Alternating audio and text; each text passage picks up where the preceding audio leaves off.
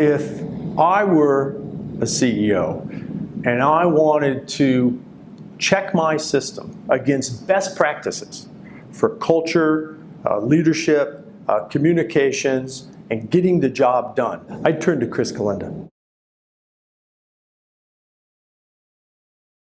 Chris is a very strategic thinker himself, but he's also had lots of experience developing strategies, whether it was in the military context, in the policy context, and now in the business context. He's very good at sort of leading people through a process that helps them really refine their objectives, you know, the approaches they're going to take to achieve those, what success will look like, how are you going to measure it, how are you going to hold yourself accountable for achieving it.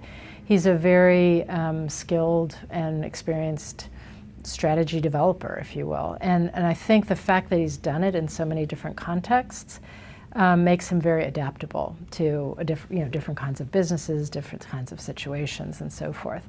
And he's a great listener and facilitator. So much of this is the ability to really listen to people, to draw different voices out in the process, and to sort of facilitate a conversation so that a leadership team sort of really arrives at a new place in a common understanding of what they're trying to do together.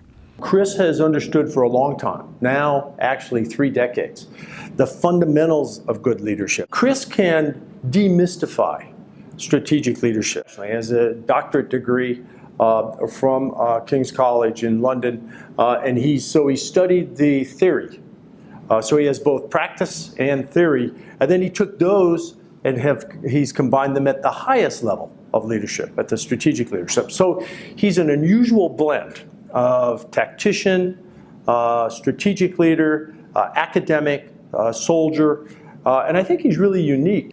That you can have the perfect strategy, but if your culture doesn't really support that strategy, it's not going to work. Chris has done this in many different environments and has been quite successful at it. I think in some ways this is where he is strongest, in the sort of intangible, softer sides of what makes a strategy successful. How do you actually get that cultural alignment? How do you create the kind of leadership environment that is going to make people motivated and working hard to achieve the strategy you've created? Working with Chris on developing the culture of the organization was eye-opening. If you need help with your company culture, one of the things that Chris can do for you is really bridge those gaps between different variables, different groups. He was able to come in and bring all these different diverse groups to the table and really kind of work with them to get them under the understanding for the association itself, and understand that this is a team effort. So it wasn't just he was one dynamic and one competency that he's working for. He was able to bridge those gaps and bring everyone around the table at once.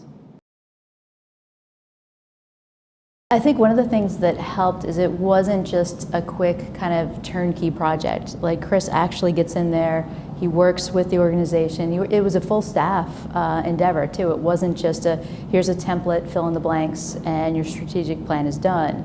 He actually worked with the full staff, worked with the organization, the brand, to make sure that nothing was lost in that sense, and then took the board and the staff all together at once. If you're a board member or an executive director sitting down to do a strategic planning with Chris, you can expect to have a person who is able to move the discussion in the right direction within a short amount of time and help you avoid going down a lot of rabbit holes. I really appreciated his very diplomatic attitude and how he was able to guide us through some very difficult conversations. He really handled it beautifully. He delivers, is all I can say. I mean, he just delivered what he said he was going to do using his strategic approach, and it was a pleasure to work with him.